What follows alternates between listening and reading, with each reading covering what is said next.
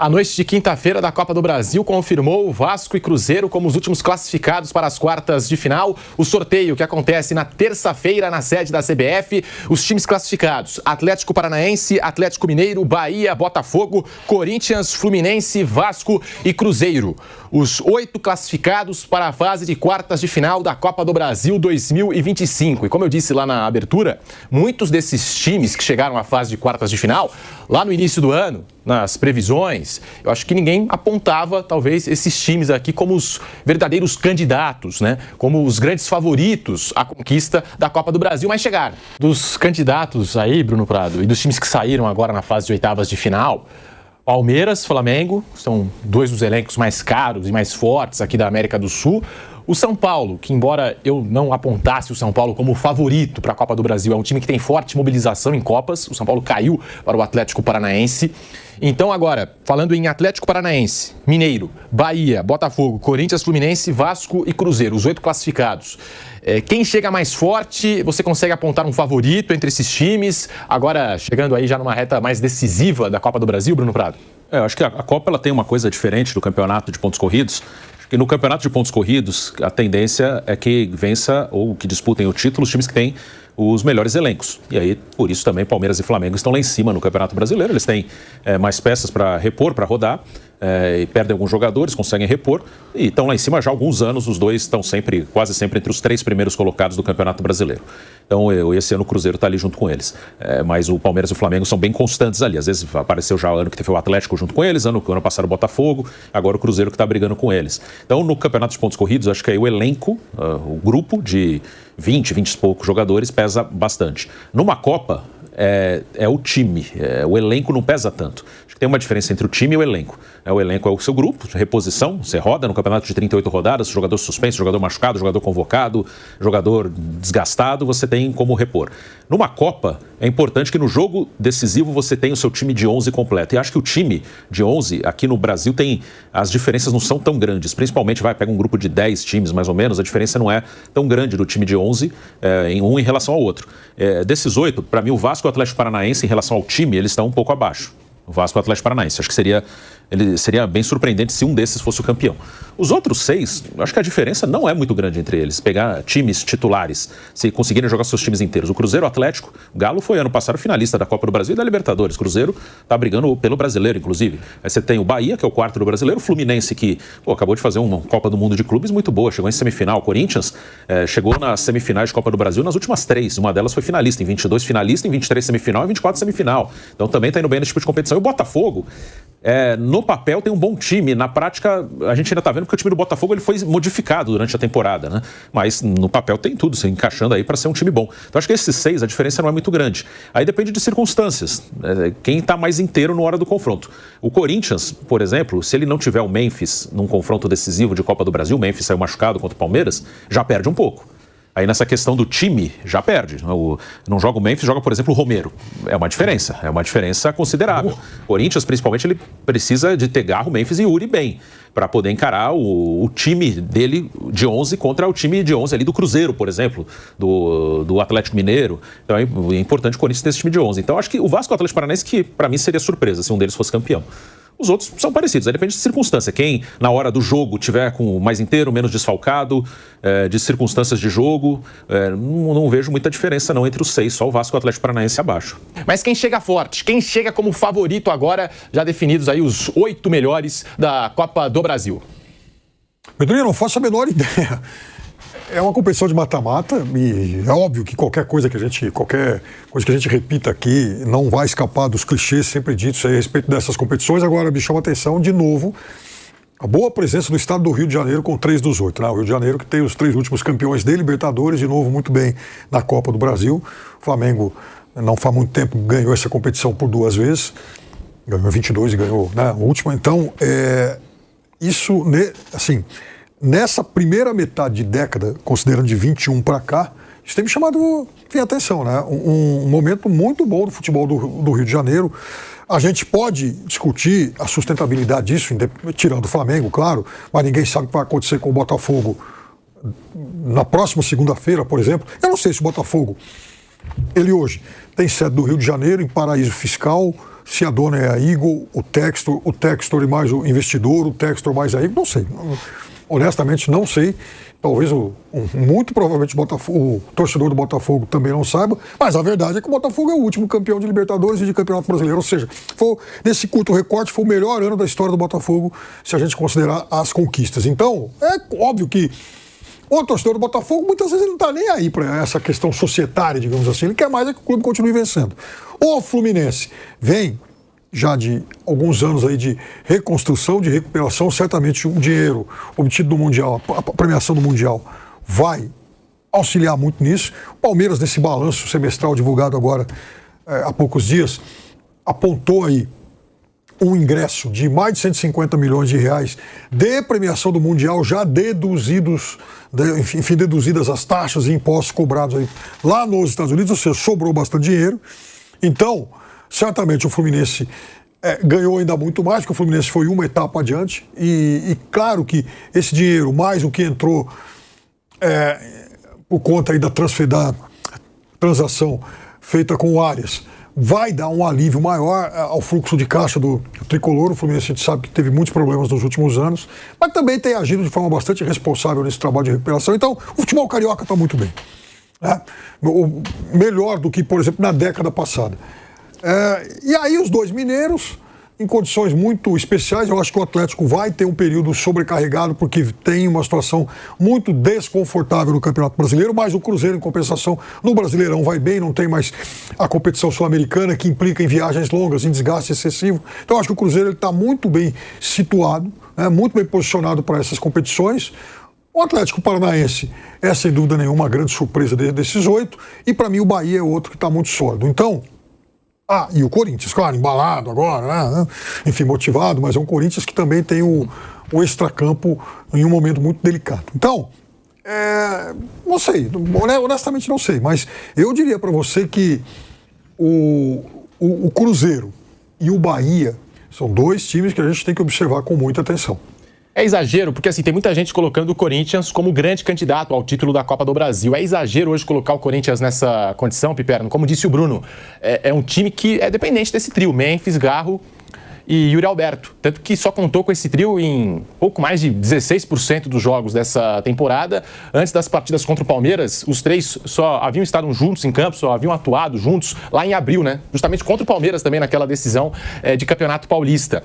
É exagero colocar o Corinthians hoje como candidato ao título da Copa do Brasil? Não.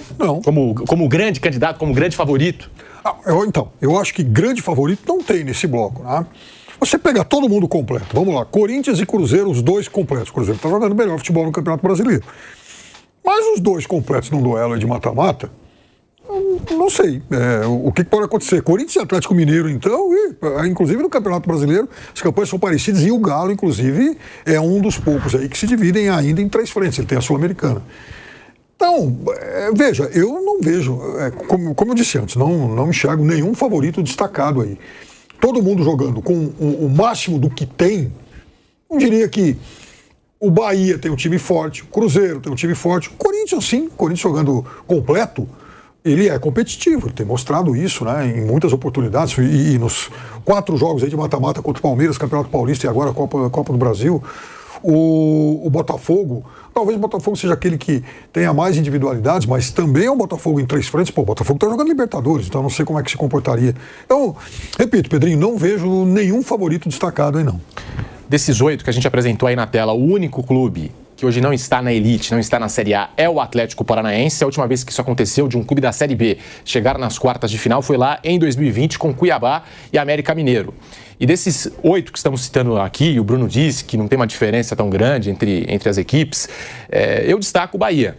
O Bahia do Rogério Ceni, que já vem mantendo uma consistência. Rogério, no primeiro ano que chegou, evitou o rebaixamento. Já no ano seguinte, colocou o Bahia em condição de Libertadores. E a gente está falando de um time que tem Everton Ribeiro, Jean Lucas, Caio Alexandre, Cauli, esse Lúcio Rodrigues que o Bahia contratou, eu acho excelente jogador, excelente contratação. Um time cada vez mais sólido, consistente, que joga bem dentro e fora de casa. E tá chegando a hora do Bahia conquistar uma Copa do Brasil. Tá chegando a hora desse Bahia, desse projeto aí, Grupo City, conquistar um título. Então eu destacaria o Bahia entre esses candidatos. Gosto do elenco do Botafogo também. Só que com essas informações aí de bastidor, como disse o Piperno, não sei se isso vai ser transferido para o campo, mas gosto do elenco do Botafogo. E o Corinthians, se tiver Memphis, Garro e Yuri, também é um time competitivo, um time que chega forte aí para essa disputa de quartas de final, para as fases seguintes da Copa do Brasil. Bruno Prado. Eu também acho que o Bahia não deve nada para nenhum desses aí. O Bahia é um projeto que está evoluindo ano a ano. Muitas vezes falta paciência, né? Quando entra um grupo com dinheiro, no caso do Grupo City, no Bahia, às vezes fica aquela coisa de achar que logo de cara vai dar tudo certo, que o time logo de cara vai voar, vai começar a brigar por título. Tem um processo, né? Mesmo quando você tem dinheiro, tem um processo.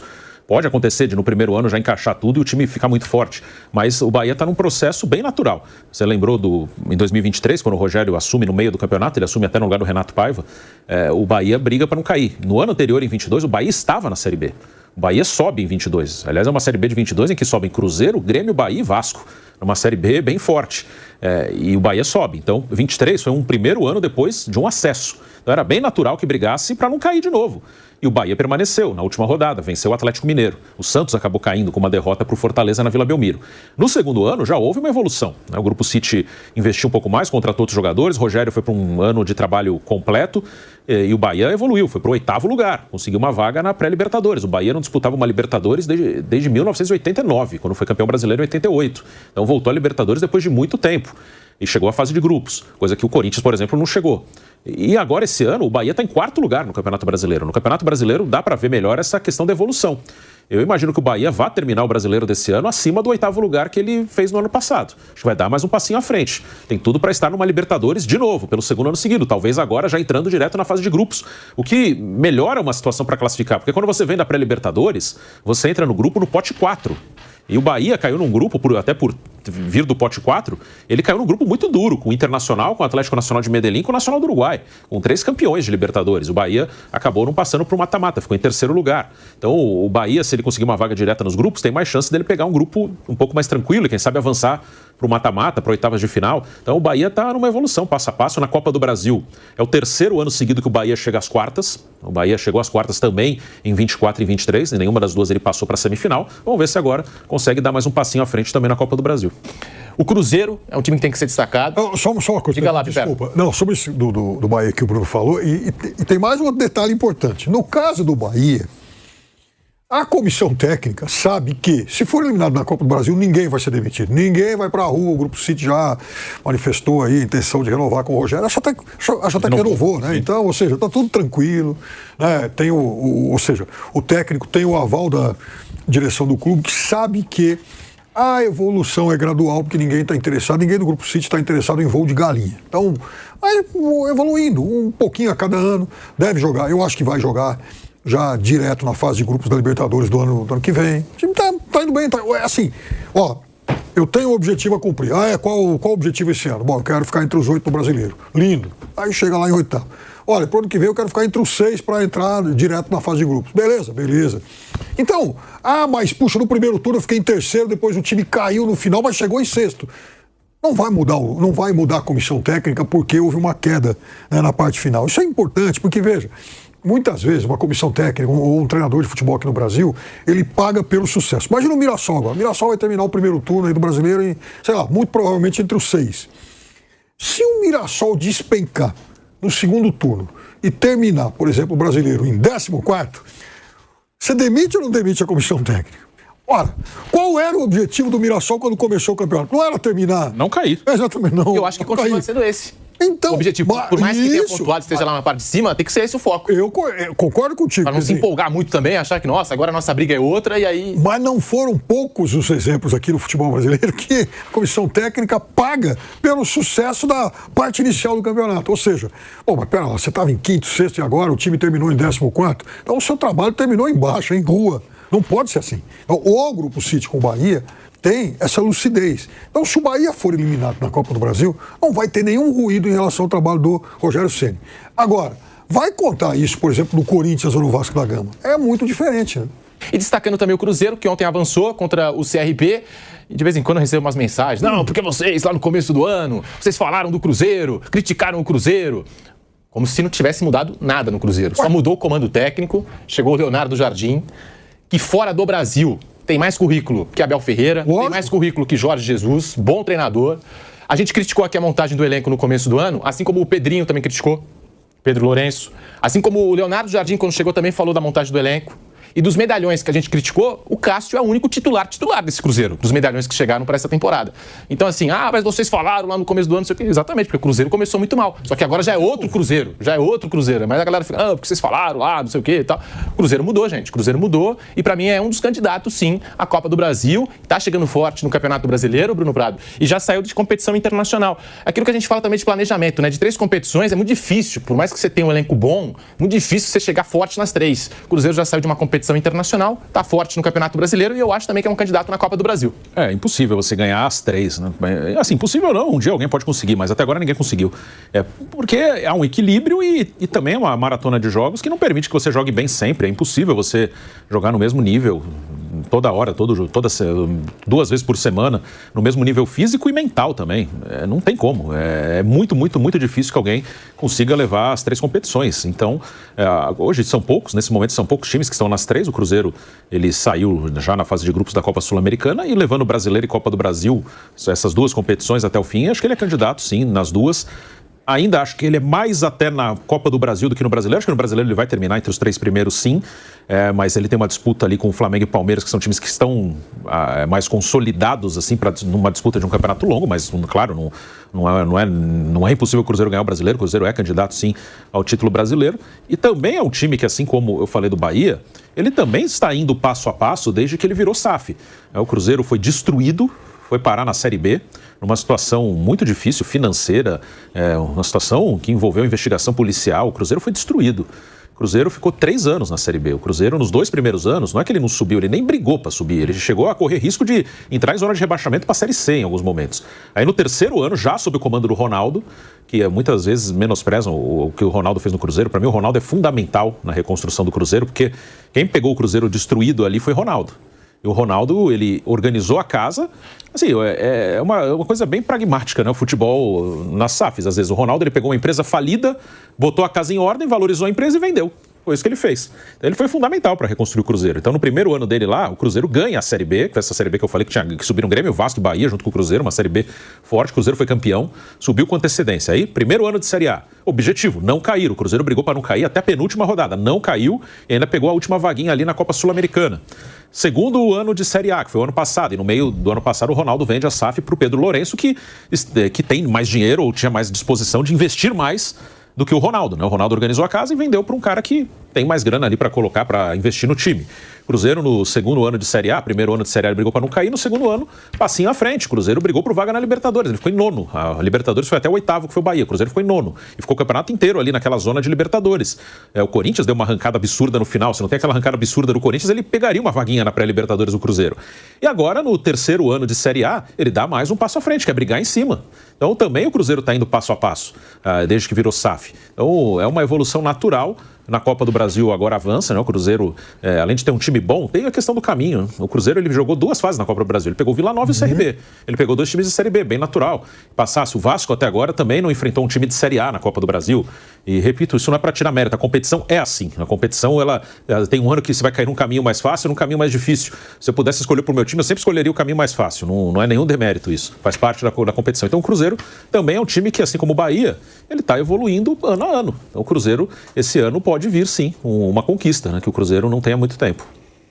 O sorteio da Copa do Brasil acontece na terça-feira, às 10 horas da manhã, na sede da CBF, e você acompanha aqui na programação esportiva da Jovem Pan. Só lembrando aqui a premiação de Copa do Brasil, os clubes que se classificaram agora garantiram R$4.740.000. Premiação da semifinal, para quem avançar, é de R$9.922.000 e na final o campeão leva mais de R$77 milhões e o vice-campeão fica com R$33 milhões.